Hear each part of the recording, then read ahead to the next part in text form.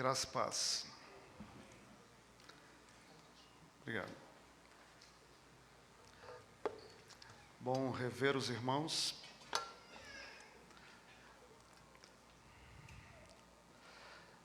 Eu estou ministrando nos encontros de Jesus. Comecei falando do encontro dele com os discípulos, Pedro e outros. Hoje eu quero conversar com vocês o segundo encontro de Jesus com um homem chamado Nicodemos. Então, se você quiser, você pode abrir a sua Bíblia em João capítulo 3, de 1 a 21. A história é simples. Um homem religioso, um dos principais da sua época, chamado Nicodemos, fariseu, membro do Sinédrio, vai procurar Jesus à noite, no anonimato. Obviamente, com medo de que os seus contemporâneos o vissem com Jesus e com medo de demonstrar interesse por Jesus de forma pública.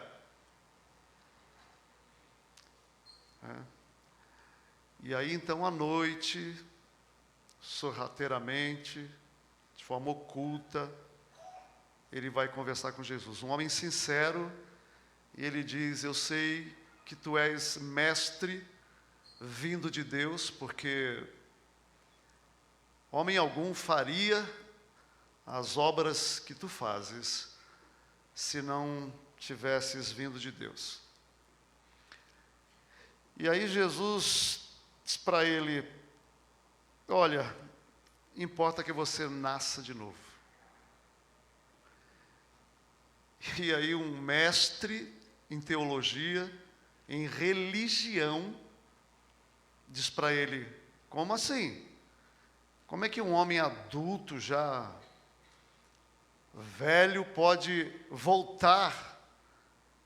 volta para o ventre da mãe e nasce de novo? E Jesus fala assim: olha, você sendo mestre, não entende o que eu falo sobre coisas terrenas? Imagine quando eu começar a falar sobre as coisas do céu. E então Jesus fala para ele: importa que você nasça. Ninguém que não nasça da água e do Espírito poderá ver o reino de Deus. O Espírito sopra, é como o vento, ouves a voz, mas não sabe de onde ele vem, nem para onde ele vai. Assim é todo aquele que é nascido do Espírito. E aí Jesus é o primeiro cristão que evangeliza com João 3,16. A maioria de nós não sabe, mas o primeiro que citou isso foi Jesus. Porque Deus amou o mundo de tal maneira que deu seu Filho. Jesus evangeliza usando João 3,16 e termina dizendo que quem vem para a verdade, anda na luz, não pratica as obras más e as suas boas obras são manifestas em Deus. Esse é o resumo do texto. E eu gostaria de falar com vocês hoje sobre o perigo da religiosidade. Então, quero convidar você a orar. Você ore por mim, eu oro por você. E vamos pedir que o Espírito Santo ilumine esse lugar, nossa mente, nosso coração. E que a palavra de Deus seja poderosa sobre nós, em nome de Jesus. Senhor, nós queremos conversar sobre a nossa condição no mundo, com nossos símbolos, códigos, ritos, com as nossas liturgias, com as nossas regras, princípios, com as nossas celebrações, e pedir que o Teu Espírito Santo venha falar conosco, que Ele nos encha de graça e de poder, e que a Tua palavra seja profética, e que ela venha despertar-nos para uma vida a mais plena possível. Em nome de Jesus. Amém. Quais são as lições que a gente pode extrair do encontro de Jesus com Nicodemos? Bom, eu estudando, orando, o que veio ao meu coração é que a gente precisa tomar cuidado para não nos tornarmos meros religiosos. Eu e você não temos ideia, mas nós somos alcançados por Jesus e alcançamos uma posição de devoção, de intensidade, de entrega e de espiritualidade. A maioria de nós, a experiência máxima possível do nosso encontro com Jesus. Dali, na dinâmica da vida, a tendência de todos nós é o esfriamento. E não importa se você vem à igreja num culto avivado, um culto onde a gente diz glória a Deus e aleluia, levanta as mãos. Eu ia usar um exemplo nosso aqui, mas como tem muita gente envolvida, eu não vou fazer isso. Eu tenho pedido a Deus que Deus me controle para eu não ficar criticando as pessoas. Mas eu vou criticar, mas vou usar um outro exemplo. Vocês sabem que as igrejas nos Estados Unidos, especialmente as igrejas pentecostais, elas são vibrantes. Alguém já viu os cultos brancos e negros? É algo extraordinário, né? O pessoal fala em línguas, aí tem alguns que dão um rodopio, e alguns pulam, e dão glória a Deus, e profetizam. E a gente tem aí filmes que contam a história dessas igrejas, que enquanto eles estavam lá, naquele fervor de liderança, pessoal de louvor, nos bastidores, o pau quebrava. Corrupção, mentira, adultério, inimizade, conflitos. E só que no culto, a coisa pegava fogo. Então assim, aonde é que você pode se tornar um religioso? Aqui, nesse culto. Os fariseus surgiram aproximadamente lá pelo ano 150 a.C., numa época bem complicada para Israel. Eles estavam debaixo de uma guerra dos Seleucidas, impondo a cultura helenística. Depois do cativeiro, eles voltaram para a terra com fervor, mas esse fervor, como em toda a religião, em todo o cristianismo, a tendência é ao esfriamento. E então, depois da guerra dos Macabeus, essa luta contra o domínio helenístico grego, surge uma religião, um grupo religioso dos judeus, separados, a ideia, né, da palavra, separados, dedicados, e eles foram responsáveis por um grande avivamento, apesar da gente falar que no período interbíblico não se ouviu a voz de Deus e tal, mas a voz de Deus estava lá. Esse grupo foi um grupo que foi levantado por Deus, havia espiritualidade, havia temor, mas 150 anos depois, eles estavam lá e eles se tornaram meros religiosos. Para vocês terem uma ideia do perigo da religião, e antes de falar disso, eu espero que eu não esqueça, Karl Barth, ele diz assim: aqueles que criticam a religião precisam entender que a gente não tem como ficar livre desse estigma. Por quê? Porque quem critica a religião e vive a sua, ele diz, é como você passasse de um cômodo de uma casa para outro cômodo. Você nunca vai ficar livre da religião. Então nós somos religiosos, porque nós apresentamos símbolos da religiosidade. Temos culto, temos nossos rituais, temos louvor, temos batismo, temos práticas litúrgicas de oferta, enfim. E aí então, voltando ao que eu ia dizer, olha o perigo da religiosidade. As críticas mais contundentes, as mais ácidas, as mais violentas de Jesus foi contra os fariseus. Chamando-os de raça de víboras. Raça de víboras. Ele disse, vocês são como o sepulcro dos seus pais. Por fora vocês estão pintados, uma aparência linda, mas por dentro vocês estão podres e carcomidos de bichos. E o problema desse homem, ele era um homem que tinha uma religião refinada. Ele era um homem sincero, ele disse, eu sei que tu és mestre de Israel. Homem sincero. Então, ele não é uma pessoa que estava vivendo de forma hipócrita em relação àquilo que ele cria. Ele era um homem sincero, religioso, um dos melhores. Mas a Bíblia diz que a religião mais refinada, a de aparência e ornamento mais belo, não significa nada para Deus, e esse homem, aos olhos de Deus, estava nu.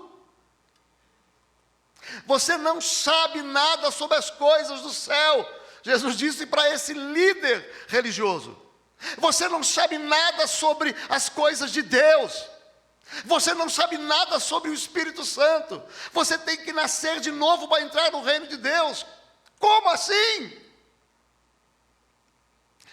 E ao longo da história, você tem Deus sendo, assim, vou usar uma expressão, manifestação de desolamento, de tristeza, de desabafo, de frustração com o seu povo por causa da mera aparência religiosa. Você quer ver um exemplo? Malaquias 1:10. Olha o que diz o texto. Tomara houvesse entre vós quem feche as portas, para que não acendesses inutilmente o fogo do meu altar. Eu não tenho prazer em vós, diz o Senhor, nem aceitarei a vossa oferta, a oferta das vossas mãos, eu não aceitarei. Eles estavam lá cumprindo o rito, estavam na igreja, envolvidos no ministério de louvor, no ministério infantil, na pregação, no coral, eram professores. Inclusive eu falei do ministério infantil, hoje o pessoal esteve lá na catedral fazendo uma reunião, foi muito legal. Não na catedral, né, gente? Aos arredores, né? Da catedral. E foi muito bom, as crianças aprendendo a evangelizar, a sair das quatro paredes. E parabéns ao Ministério Infantil, a Carla e a sua liderança. É forte ou não é essas afirmações aqui? Hã? Não é forte?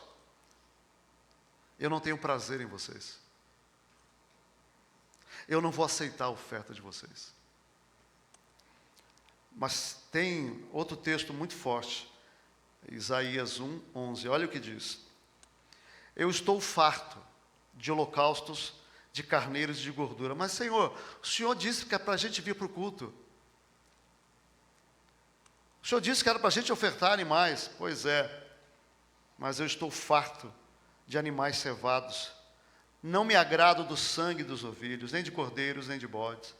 Quando vindes para comparecer perante mim, quem vos requereu só o pisarde nos meus átrios? Quem pediu para vocês virem aqui?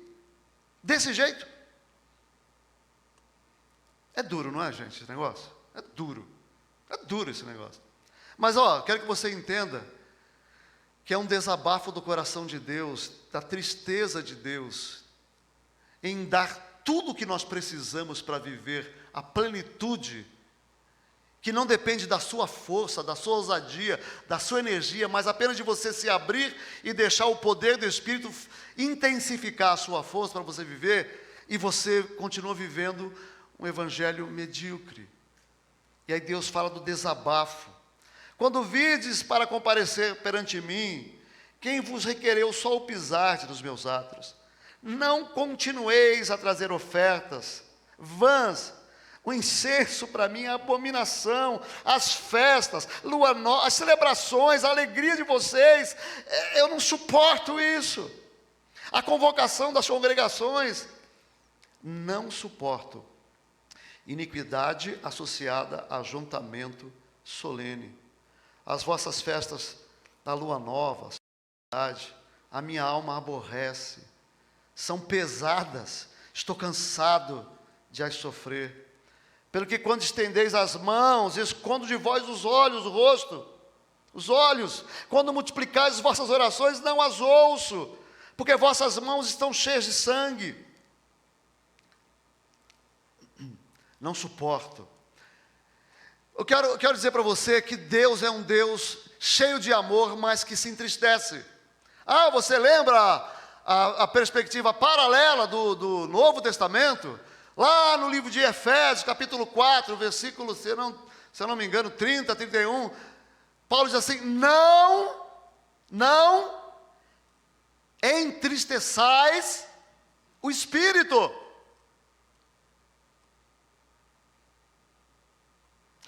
A igreja entristece o Espírito Santo. E Deus, Ele tem tristeza no nosso coração. Veja, para nós aqui, essa tristeza de Deus, não é a rejeição, não é que Deus não aceita você como filho. Ele está dizendo que Ele está se sentindo cansado com a sua resposta medíocre, diante de todos os recursos que Ele colocou à sua disposição para você viver a plenitude do reino. A religião mata a espiritualidade. E esse homem, ele vai para Jesus escondido, de noite. Você sabe que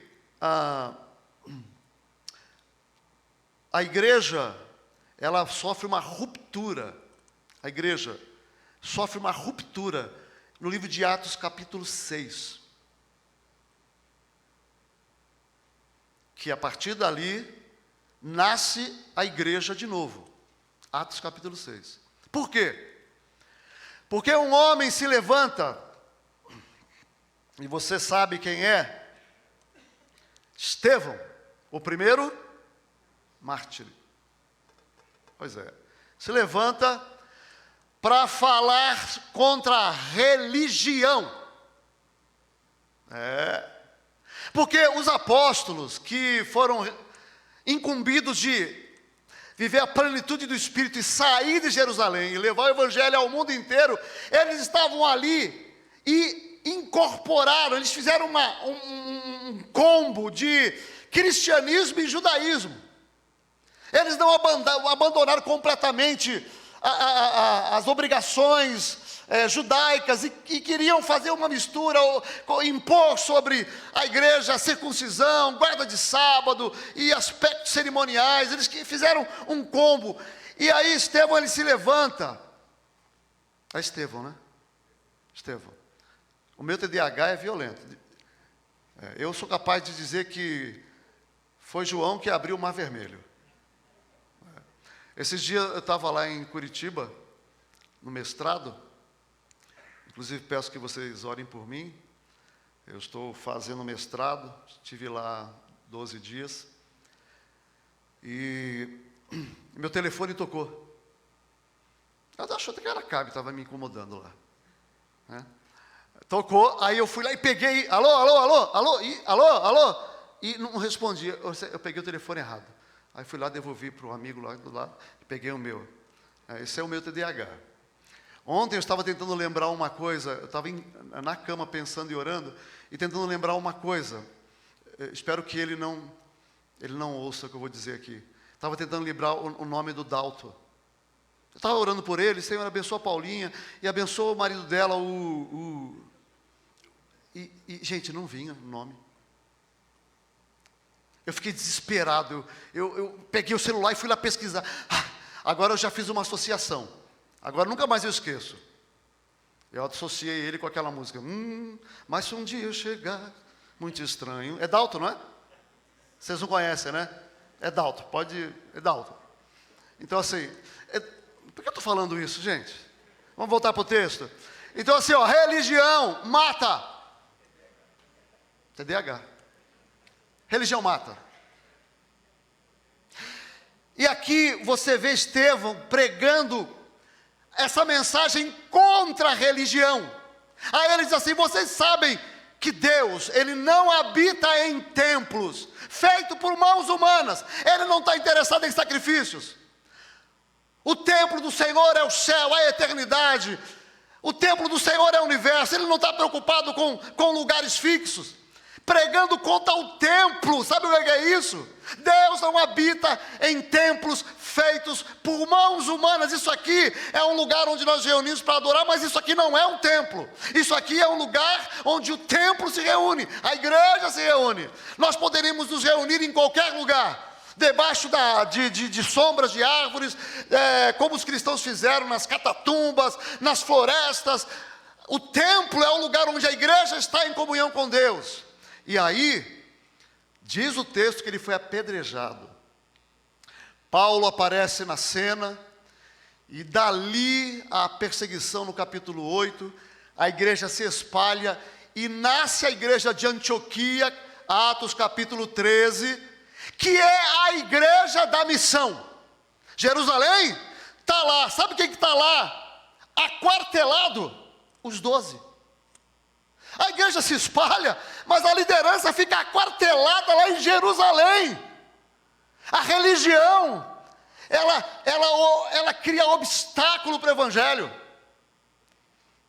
Então, eu e você aprendemos a ser religiosos ruins dentro da igreja. Aqui.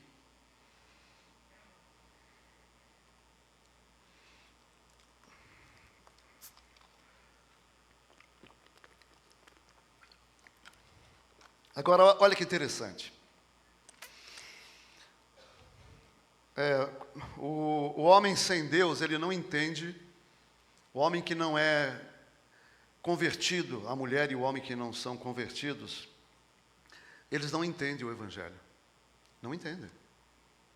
Porque veja só, Jesus disse assim, 5, em verdade te digo, quem não nascer da água do Espírito não pode entrar no reino de Deus. Quem nasceu de carne, o que é nascido do Espírito é Espírito.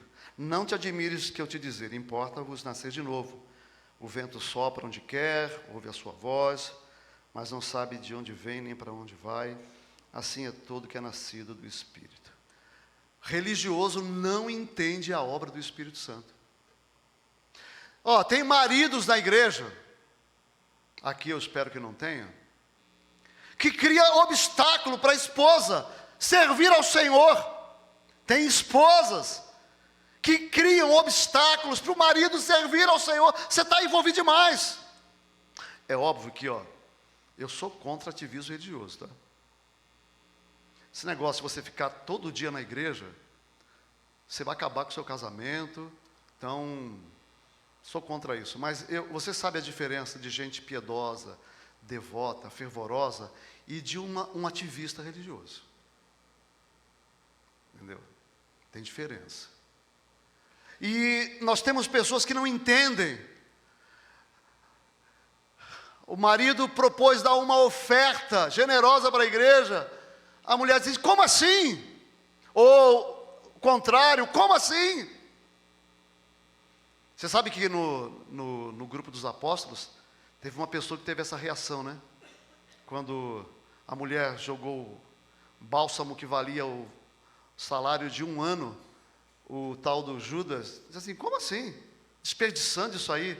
E o texto diz assim, ele disse isso não porque estava preocupado com os pobres, porque ele botava a mão na bolsa do dinheiro. Né? Porque pessoas espirituais não entendem. Um dia que nós tivemos uma oferta muito generosa aqui na igreja, há muito tempo atrás, era muito generosa. Hoje deveria ser assim, uma pessoa que contribuiu, hoje talvez seria em torno de 100 mil reais. Um monte de gente ficou escandalizado. Como que uma pessoa... Como assim? Porque não entende. Eu não estou falando que você tem que dar nada aqui não, tá? Em nome de Jesus.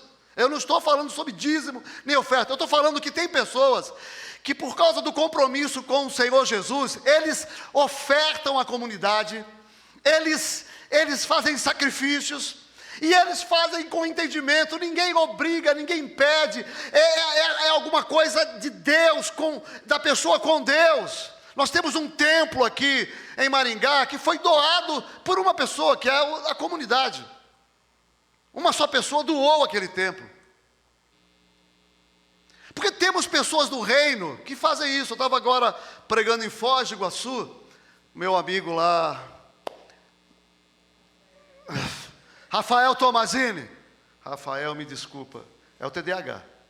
Rafael Tomazini, eles compraram um terreno lá de 5 mil metros. Um empresário da igreja deu 1 milhão de oferta. Mas, se você está escandalizado, talvez você ainda não nasceu de novo, a sua mente ainda é uma mente religiosa.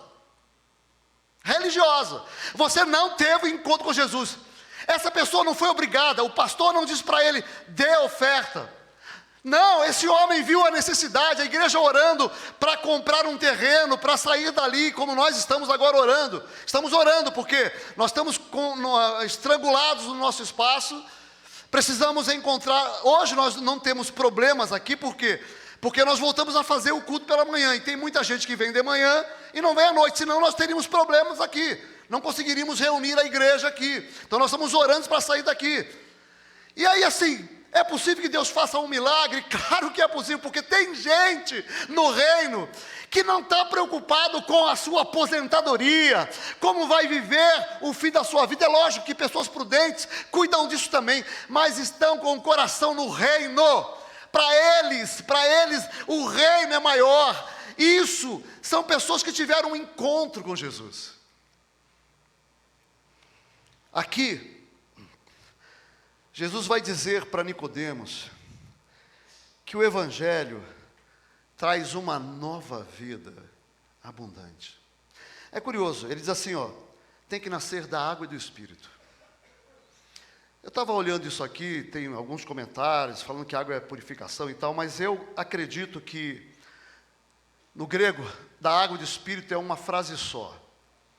E a ideia aqui é o seguinte, lembra de Isaías 55:1, olha que lindo, todos vós que tendes sede, vinde às águas.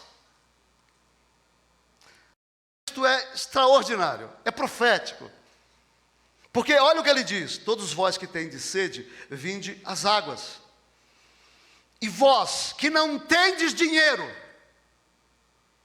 você não tem nada para oferecer para Deus. Você não tem dinheiro. O dinheiro, a Bíblia fala, a terra, a sua plenitude e tudo que nela há pertence a Deus.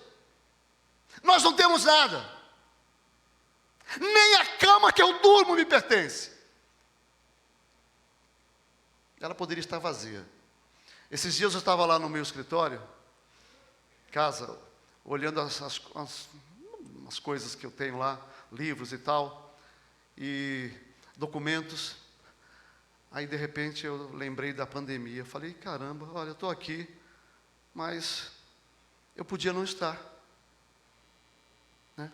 Os meus livros, a Carmen ia vender tudo para o sebo, ela já fala para eu vender, né? Fala, Tudo para o sebo. As coisas que eram importantes para mim, vai para o sebo. Não tenho nada. Você não tem nada, amigo. Encara a realidade, eu e você não temos nada. Você já pensou? Você comprou um carro, está super animado, não é teu.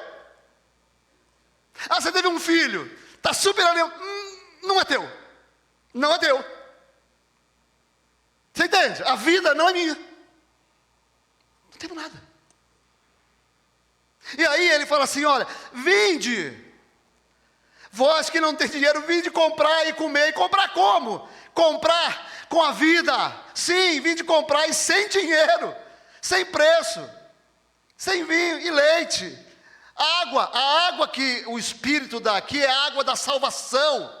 É a água que o Espírito é o agente para saciar a nossa sede. É curioso que a Bíblia interpreta a Bíblia. Amém? A gente crê nisso. Então, a gente não fica olhando, fazendo contorcionismo com as Escrituras. Mas olha o que diz lá em João 7,37. O que é a água e o Espírito? Você tem que nascer. Olha lá. No último dia, o grande dia da festa, levantou-se Jesus e exclamou. 7,37 de João. Se alguém tem sede, venha a mim e beba. Quem crer em mim, como diz as Escrituras, do seu interior fluirão rios de água viva. Mas que água é essa? Olha o que ele diz. Isso ele diz com respeito ao Espírito que havia de receber os que nele crescem, porque o Espírito até aquele momento não fora dado, porque Jesus não havia ainda sido glorificado. O que é a água? É o Espírito.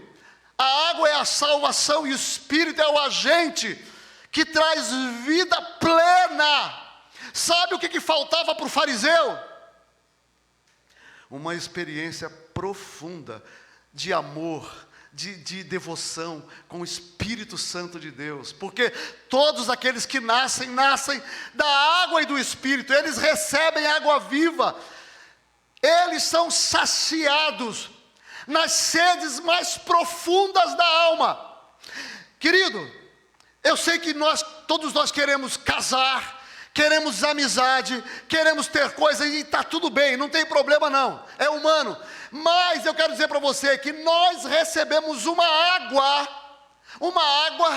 que mata todas as sedes mais viscerais, mata a sede mais profunda, a sede existencial, ela mata.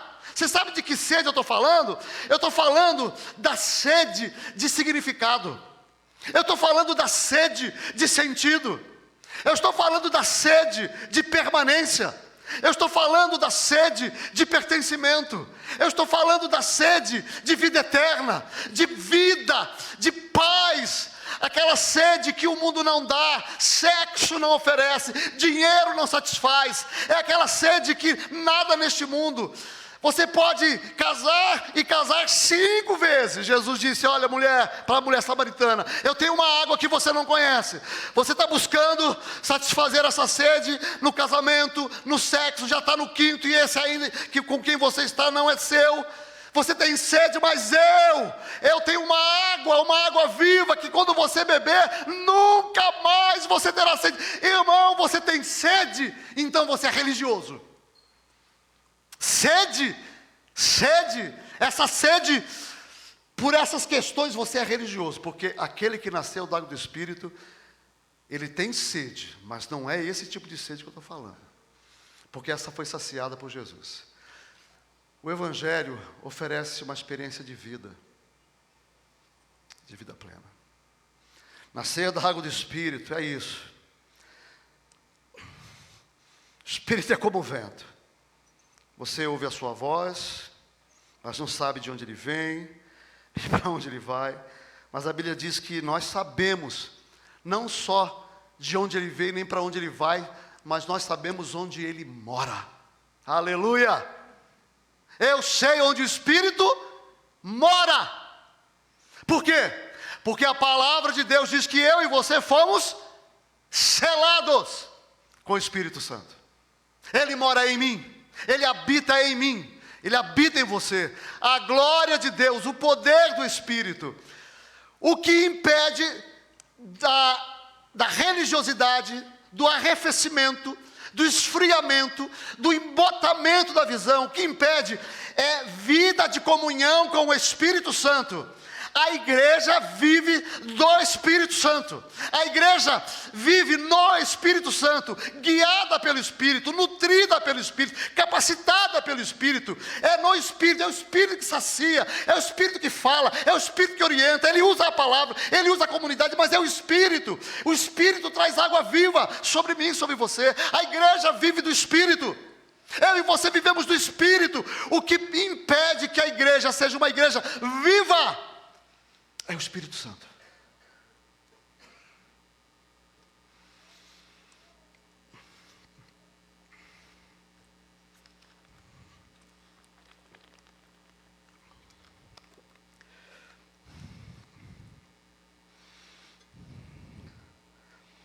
Um sinal. Um sinal. De pessoas que nasceram da água do Espírito e vivem no Espírito. Um sinal. Dê-me um sinal. Um sinal. Um sinal. Obediência radical e incondicional. Qual sinal? Obediência radical e incondicional. Pessoas cheias do Espírito Santo obedecem. E aí, não me venha com a ladainha de que você é fraco, de que você não consegue.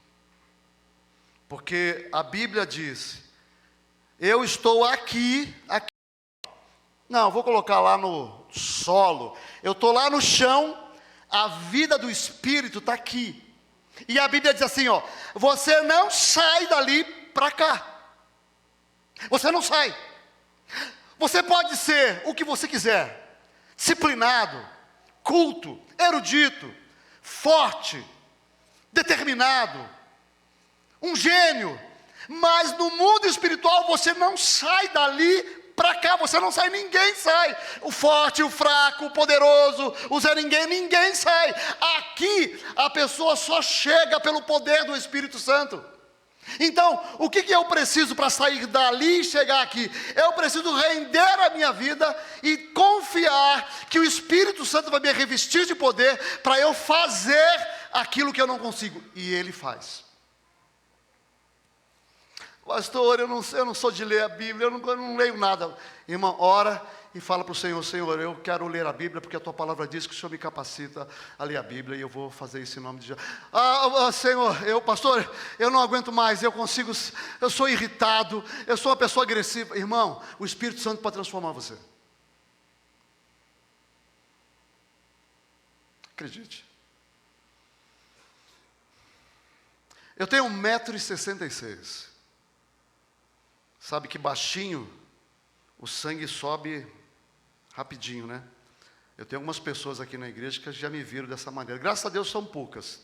A Mara é uma, né? A Mar me viu dar um piti vergonhoso. Foi, Mar?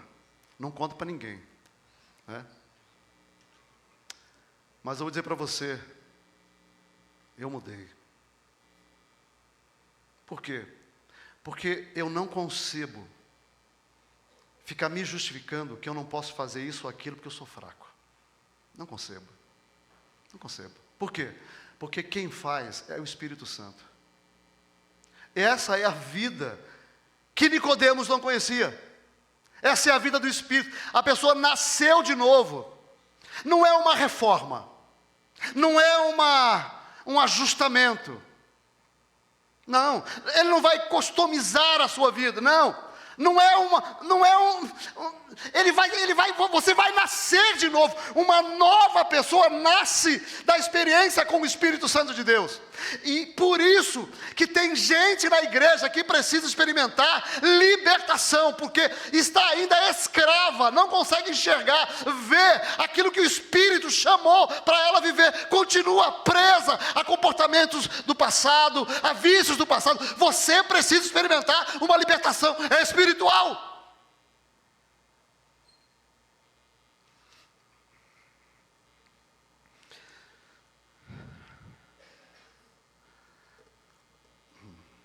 Crentes, casados, vivendo anos juntos, e continuam praticando atitudes egoístas de 20 anos atrás. Veja, eu não estou falando de perfeição não, tá? Porque a Carme ela saiu? Bom, a Carme brigava comigo o tempo inteiro. Mas nós vamos evoluindo, por quê? Porque nós somos crentes, o Espírito Santo está em mim.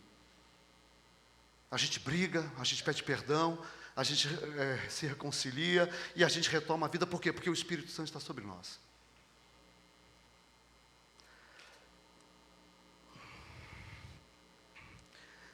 Um sinal. Veja o versículo 13 em diante. Ora, ninguém subiu ao céu, senão aquele que lá desceu, a saber, o Filho do Homem. Jesus se identificando com aquele que foi prometido para a salvação. E de modo como Moisés levantou a serpente no deserto, assim importa que o Filho do Homem seja levantado. Está falando da cruz, do madeiro, para que todo aquele que nele crê não pereça, mas tenha a vida eterna. E Jesus evangeliza, porque Deus amou o mundo de tal maneira que deu o seu Filho unigênito, para que todo aquele que crê não pereça, mas tenha a vida eterna. Porquanto Deus enviou o seu Filho não para julgar o mundo, mas para que o mundo fosse salvo por ele. Quem crê nele não é julgado. Quem não crê já está julgado, porque não creu no unigênito Filho de Deus. Versículo 19. O julgamento é este, que a luz veio ao mundo, e os homens amaram mais as trevas. Amaram mais as trevas, porque as suas obras são más. Obras más é evidência de amor ao pecado.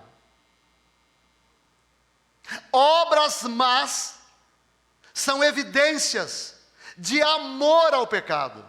Amaram mais as trevas do que a luz, pois todo aquele que pratica o mal aborrece a luz e não se chega para ser exortado nas suas obras.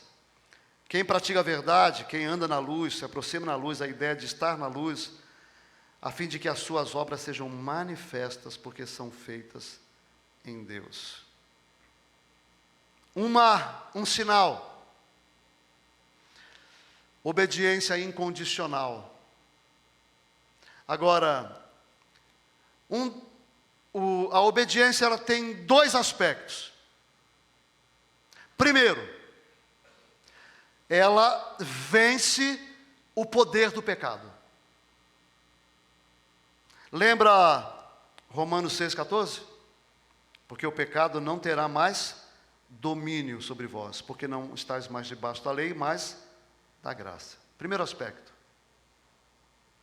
Pessoas que tiveram uma experiência com o Espírito Santo não vivem na prática do pecado. Pastor, mas não tem crentes que são viciados em pornografia, em jogos? Tem. Estão doentes, precisam de libertação. Não estou dizendo que eles são não crentes. Não, são crentes, mas precisam de libertação. Eles estão adoecidos e perderam a visão do Espírito Santo de Deus.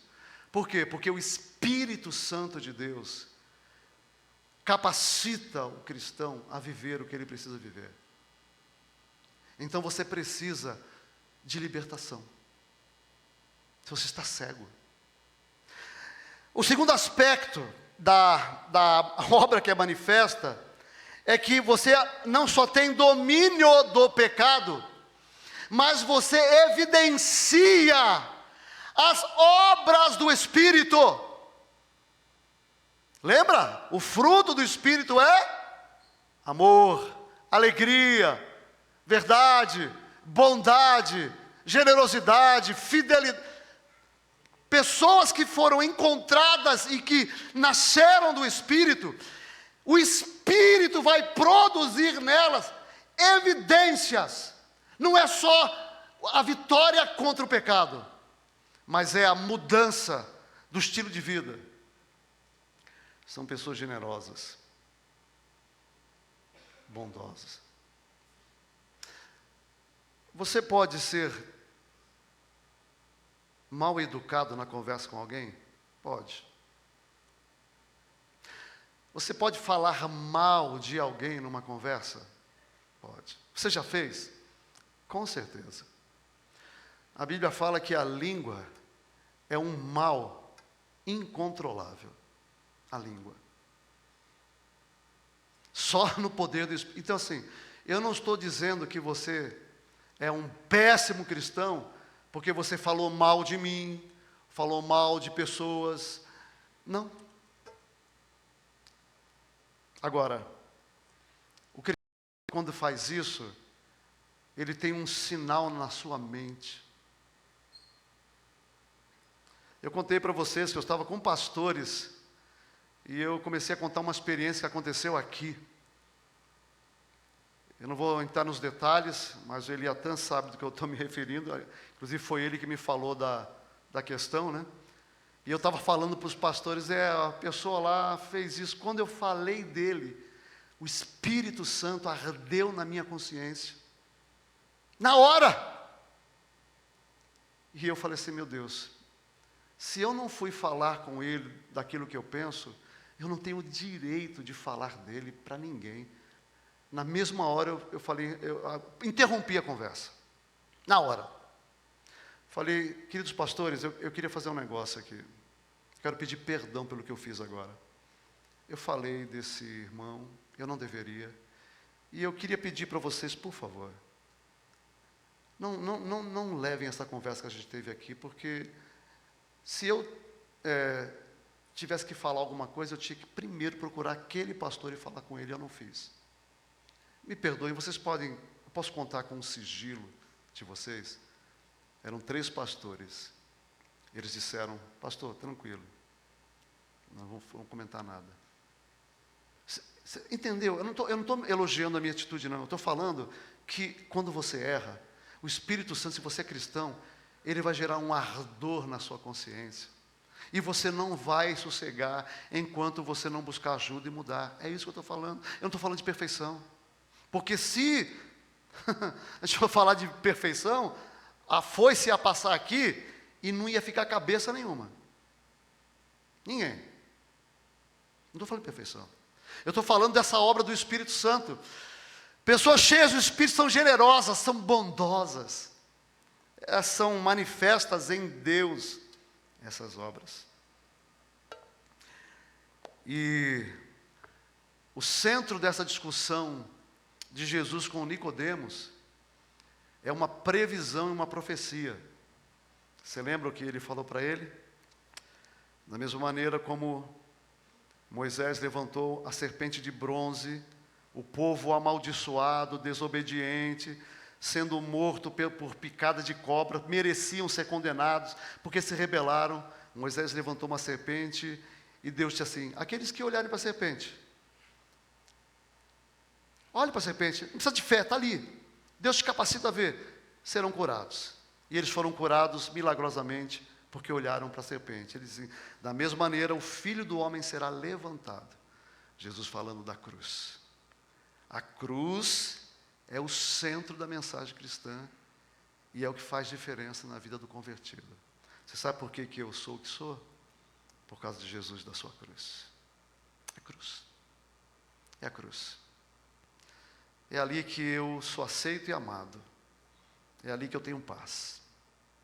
Estava conversando com uma pessoa essa semana e eu disse para ela, vou dizer uma coisa, uma das coisas mais importantes que eu descobri na vida, e foi um divisor de águas na minha vida, há muito tempo atrás, enquanto eu lutava com o legalismo, o moralismo e a rigidez da igreja, que fica assustando as pessoas. Se você morrer dessa maneira, você vai para o inferno. Você vai morrer, Jesus voltar, se tiver essa, você vai para o inferno.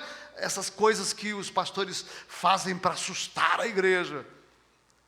E um dia eu entendi essa frase: nada do que eu faço ou deixo de fazer pode aumentar ou diminuir o amor de Deus por mim.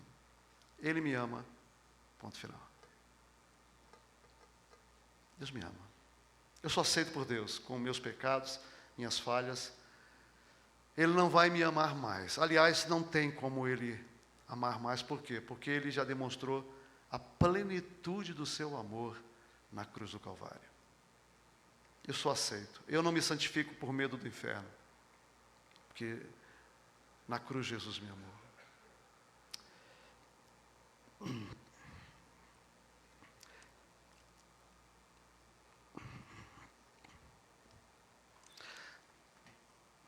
ficar em pé por alguns minutos. Quero chamar o grupo.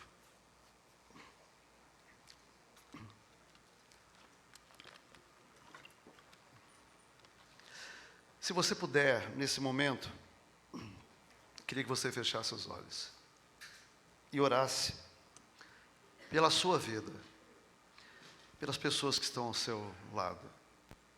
Porque talvez você hoje precise de libertação. Algumas pessoas precisam ter um encontro com Jesus de novo. Precisam. Porque perderam o vigor, perderam a alegria, perderam a chama. A gente tem período de desânimo? Claro que tem. Tem dias que eu acordo, não quero sair da cama, cansado. Mas esses dias, inclusive, a Cá me olhou para mim e falou assim: você está com depressão, está amarrado. Fala para mim esse negócio, você está com depressão. Eu falei assim: Cá, eu não estou com depressão, eu estou doente, é diferente. Peguei uma virose desgramada, foi assim, uma semana. Então, a vida é assim. Mas a nota predominante da minha vida, a nota que predomina a minha vida, é a paixão por Jesus. A nota que predomina na minha vida é o entusiasmo pela Igreja de Cristo. A nota que me move, que faz eu levantar e cantar e adorar a Deus, é Jesus. Então, feche os seus olhos. O Espírito está dizendo: você precisa renovar a sua experiência com Jesus, porque você perdeu a visão da grandeza e do poder que pode libertar você. Você precisa, de alguma maneira, nascer de novo, não no sentido que Jesus disse para Nicodemos, mas renascer nessa vida que você já recebeu e que tem sido obliterada, obstruída, sufocada por medos, tentações, desejos, comportamentos de derrota, ansiedade. E o Espírito está dizendo que Ele pode libertar você agora. Ele pode dar para você uma nova vida de novo. E eu creio que hoje o Espírito quer trazer libertação espiritual para você. Quebrar as algemas das trevas, de Satanás, do temor, da incredulidade, do medo, da frustração, de não acreditar mais, do cansaço. O Espírito está aqui. Aleluia! Ele está aqui. E Ele é libertador. Aleluia! Ele pode fazer. Então, mantenha os seus olhos fechados, porque o que essa pessoa vai fazer não é da minha conta nem da sua conta. Você que precisa de um novo sopro do Espírito. E não importa qual é a condição. Porque Nicodemos não estava em pecado. Nicodemos não era um idólatra. Nicodemos era um homem temente a Deus, mas vazio. Ele precisava nascer do Espírito. Então assim, irmão, é com você. E Deus sabe, eu não sei, mas Deus sabe que é com você. E talvez com vocês. E aqui então, entre mim e você e Deus, levante a sua mão bem alta e diga: ore por mim, pastor, e abaixa. Só levante, abaixa, isso, rapidinho. Isso, aleluia, é isso, aleluia. Senhor, os meus irmãos estão dizendo, eles precisam do sopro. Eles precisam da libertação. Ah, louvado seja o teu nome, porque o Espírito Santo habita em nós. E Ele é aquele que traz vida, águas vivas. Ele é que nos capacita. Ele que nos tira do monturo. Ele que nos tira da humilhação. Ele que nos tira da escravidão. Ele nos levanta. A Bíblia diz que Ele nos faz andar altaneiramente. Aleluia. Ele é a água da vida. Ele é o poder que levanta. Ele é a unção que traz alegria, que liberta os oprimidos do diabo, os cansados, os sobrecarregados, os abatidos, os desanimados, e os leva, os introduz a uma nova vida cheia de alegria e de vigor no Espírito Santo. Senhor, que para essas pessoas, várias pessoas aqui, que levantaram as mãos, que estão cansados, talvez de frustração por tentar e perder. Ah, Senhor, que hoje elas recebam do Senhor a porção do Espírito e saiam daqui revestidas do poder do alto, para viver para a glória do Teu nome, olhando para a cruz. Aleluia. Libertação espiritual, as cadeias sejam quebradas. Libertação espiritual, que costumes sejam desfeitos, que hábitos sejam transformados. Senhor, que o egoísmo seja quebrado, que o medo dê lugar à esperança e o amor. Ó Senhor, são os Teus filhos. Eu oro por eles, aleluia, em nome de Jesus. Amém. Amém. Pode sentar. Quero convidar os diáconos. Dia de ceia, dia de festa.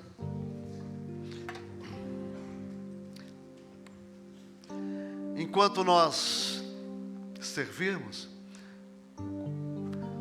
a equipe canta, nos eleva a adoração. Podemos começar.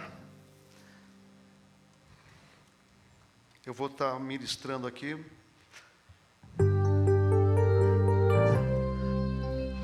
Quem é que pode participar da ceia? Qualquer pessoa que tenha nascido de novo, está em comunhão com uma igreja que vive de acordo com a palavra. Se você é assim, participe da ceia. Não é para santos, a ceia é para pecadores. Pecadores lavados pelo sangue do Cordeiro. A Bíblia diz: examine-se e beba. Não é para examinar e não beber. Examine-se e beba, porque o sangue do Cordeiro já nos purificou de todo pecado. Aleluia.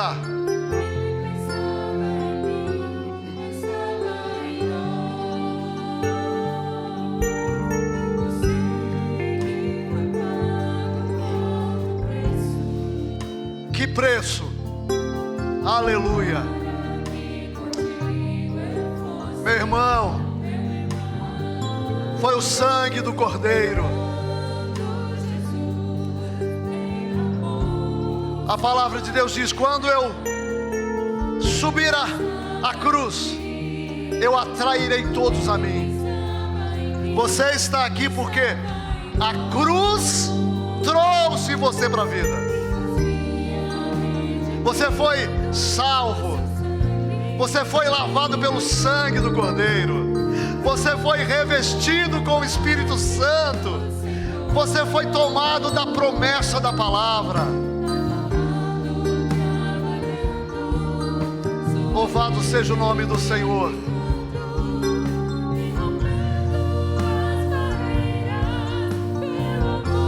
Aleluia.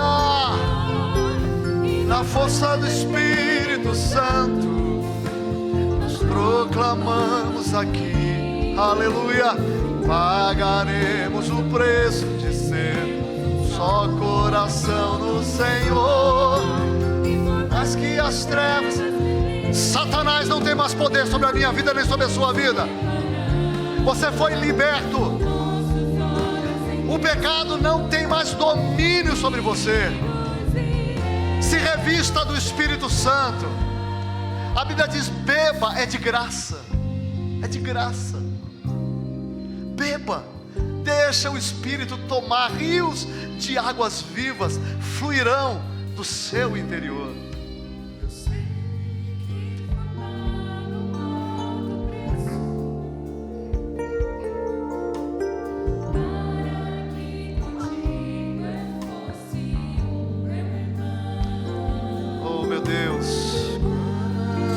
Jesus derramou sua vida, Ele pensava em ti, Ele pensava em mim, pensava em nós, e nos via redimidos por seu sangue.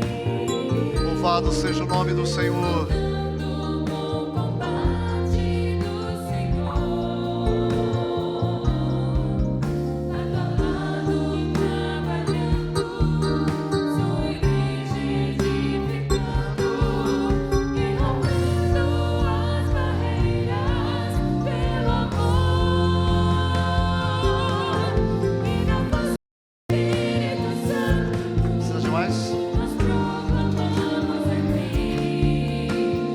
Pagaremos o preço, coração no Senhor, mas que as trevas militem e nos deixem separar nossos olhos em Cristo.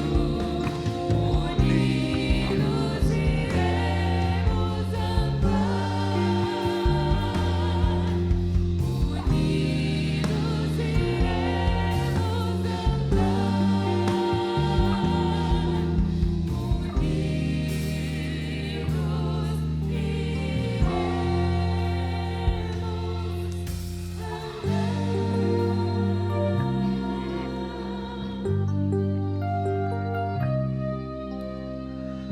Alguém que se encontra de acordo com as condições mencionadas, que não tenha recebido os elementos? Alguém não recebeu? Todos receberam? A vitória espiritual, a Bíblia diz que ela não consegue ser efetiva no isolamento e na solidão. Um dos recursos que Deus nos deu para o crescimento foram amigos. Então assim, você que levantou a mão hoje dizendo: eu preciso de renovação. Se você está numa célula e você não tem um amigo de confiança para quem você possa falar das suas dores, peça a Deus que te dê esse amigo. Peça a Deus. Nós precisamos de amigos. E se você não está num pequeno grupo da nossa igreja, eu quero desafiar você a procurar. Nós temos de casais, jovens, nós temos de terceira idade, temos agora o 30 mais, 50 mais. Daqui a alguns anos nós vamos ter 90 mais, porque eu vou estar aqui e vou participar de uma célula de 90. Então, procura uma célula e procura um amigo. A Bíblia diz: não é bom que o homem esteja só. Não é bom que você esteja só. Tem alguém para que você possa abrir o coração e falar das suas dores. Que o Espírito Santo te leve para a comunhão. Paulo, ele disse que ele recebeu do Senhor que na noite que Jesus foi traído, ele partiu o pão e ele repartiu aos discípulos dizendo: esse é o meu corpo que será moído por vocês. Então, toda vez que vocês comerem, lembrem-se. E eu quero dizer para você, o reino de Deus é um reino de amigos. Nós queremos que a nossa comunidade seja uma comunidade de amigos. Não tem ninguém aqui que é referencial radical e absoluto, tá? Nem eu, nem a minha esposa, ninguém. Mas eu posso garantir para você, com todas as minhas falhas, eu tenho lutado. Estamos lá reunidos com a nossa célula toda semana, que são nossos amigos. Nossos amigos, né? Vamos lá. Compartilhando, né? Falando da vida, falando mal das esposas. Não fala não. Estamos lá. Nós precisamos de amigos. Você precisa de amigos. Então, assim, peça a Deus: Senhor, me dê amigos na comunidade, para me ajudarem. Eu preciso de ajuda. E eu gostaria muito que cada um de nós pudéssemos trocar com um amigo. Mas eu não vou fazer isso. Eu até pensei em fazer, mas eu não vou fazer isso, porque pode trazer constrangimento. Mas seria muito bom, mas muito bom, se você pudesse pegar o seu pão e procurar costelinha. Ele falou: você não vai me chamar de costelinha, né? Eu falei: um amigo. Eu poderia trocar o meu pão com o Reginaldo. Poderia. Tem algumas pessoas aqui que eu poderia trocar o pão. Então, assim, eu fico triste de saber que talvez você não consiga trocar o seu pão. É triste isso. E eu não estou aqui com um tom de acusação. Assim, de dó. De dó. Porque há na igreja pessoas que podem levar o fardo com você. Então, se eu puder dizer uma coisa para você hoje, saia daqui dizendo: Senhor, eu quero esse amigo na comunidade. Me dá. Que eu possa falar do meu fardo. Então, se você tem esse amigo, se imagina agora trocando o pão com ele. Imagina. E se você não tem, fala: Senhor Deus, na próxima ceia, eu quero trocar o pão com um amigo. Senhor, obrigado pelo pão. Obrigado porque o pão traz a gente para a mesa. E a gente tem amigos na mesa. Obrigado. Obrigado porque o Senhor instituiu a lei do amor. A máxima do reino é amar a Deus e ao próximo. Louvado seja o teu nome. Comamos o pão.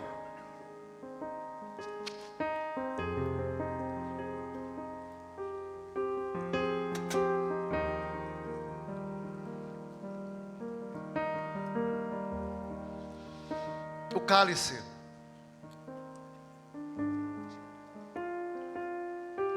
Ele representa o sangue de Jesus. E o sangue na Bíblia, ele é o símbolo do sacrifício.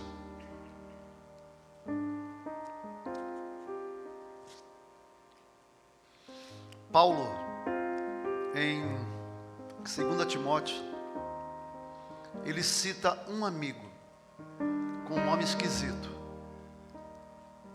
O nome do amigo é Onesíforo. Onesíforo. Não dê esse nome para o seu filho, Onesíforo. Mas Paulo diz: todos me abandonaram, mas eu oro a Deus por Onesíforo e a sua família, porque ele não teve descanso enquanto não me encontrou. Sacrifício. Eu disse para os pastores: eu quero amigos assim, que façam sacrifícios por mim. E eu quero ser esse amigo que faça sacrifício pelos outros. Talvez eu não consiga fazer sacrifício por todos, pelo menos na dimensão pessoal, porque como pastor, eu tenho me esmerado para ser o melhor que eu posso dentro das minhas condições e limitações.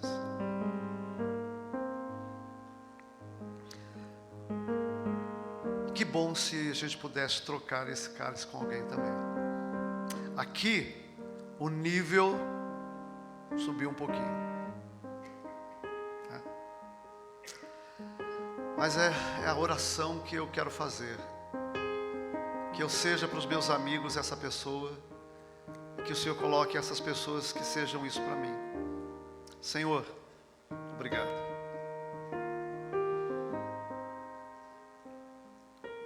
Faz de nós pessoas que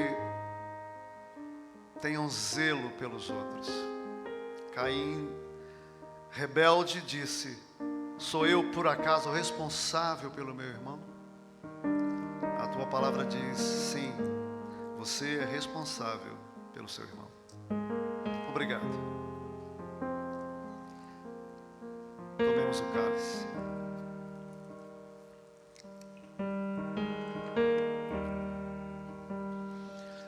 Jesus termina lá em... Paulo termina em Coríntios dizendo: e vocês vão fazer isso proclamando até que Ele venha. Então, a orientação da ceia é: não saiam proclamando sozinhos. Façam isso com amigos. Que Deus tenha misericórdia de nós. Vamos terminar cantando. Que Deus te abençoe. Que Deus abençoe a sua semana. Que o Espírito de Deus te dê uma nova experiência com Ele. Que você, por graça, pela misericórdia de Deus, viva uma nova experiência com o Espírito Santo de Deus. Quem tem sede, venha e beba. É de graça. Não tem como pagar pelo poder do Espírito Santo.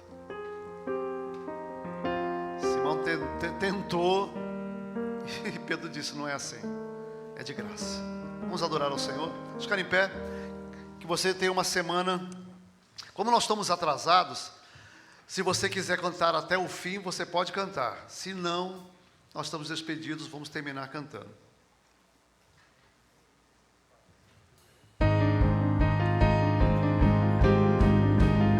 Que Deus te abençoe a minha vida, a sua vida, a nossa vida. Aleluia! Deus abençoe. Que a unção do Senhor esteja sobre mim, sobre ti. Aleluia!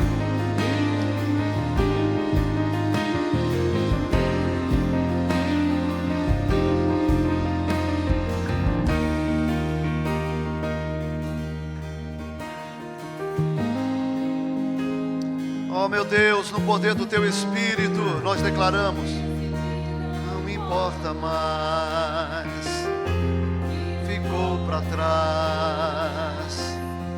Quando houver forças, quando eu respirar, passei a ver canção, ao bater meu coração, te adorar.